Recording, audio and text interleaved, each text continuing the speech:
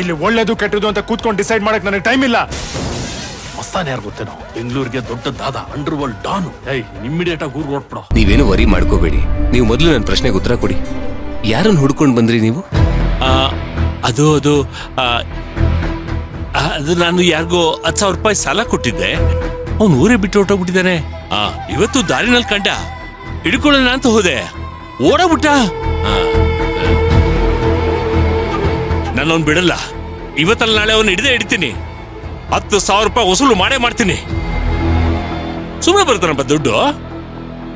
Sir, ನಿಮಗೆ ಸುಳ್ಳು ಹೇಳೋದಕ್ಕೂ ಬರೋದಿಲ್ಲ. ಪ್ಲೀಸ್ ಹೀಗೆಲ್ಲ ಕಷ್ಟಪಟ್ಟು ಸುಳ್ಳು ಹೇಳಕ್ ಹೋಗ್ಬೇಡಿ. ವಿಷಯ ಏನು ಅಂತ ಹೇಳಿ. ಯಾರನ್ನು ಹುಡ್ಕೊಂಡು ಬಂದ್ರಿ ನೀವು?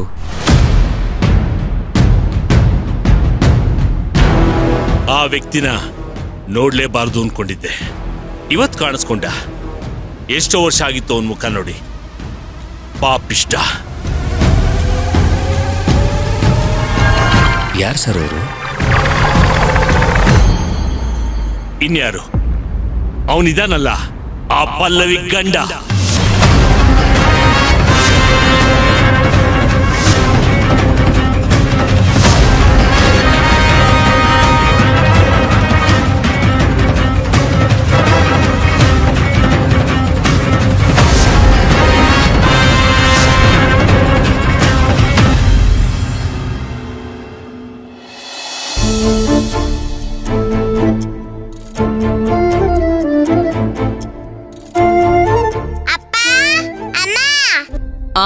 ಹಾಯ್ ಅನು, ನಾನ್ ನಿಮ್ಮಪ್ಪ ಮಿಸ್ಟರ್ ಪಲ್ಲವ್.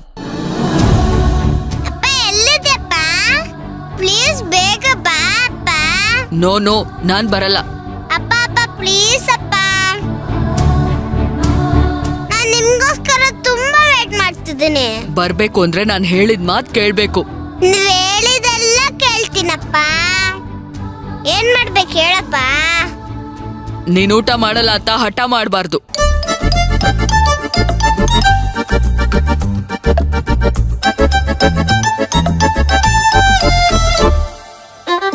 ಆಯ್ತಪ್ಪ, ಮಾಡಲ್ಲ. ಪಲ್ಲವಿ ಏನ್ ಮ್ಯಾಜಿಕ್ ಮಾಡ್ತಿದ್ದಾಳೆ ಅಂತ ಅರ್ಥನೇ ಆಗ್ತಿಲ್ವಲ್ಲ. ಯಾರ್ದದು ಗಂಡ್ಸಿನ ಧ್ವನಿ? ಈಗ್ಲೇ ಊಟ ಮಾಡ್ತೀಯಾ? ಈಗಲೇ ಮಾಡ್ತೀನಿ. ಓಕೆ, ಹಾಗಾದ್ರೆ ಬರ್ತೀನಿ.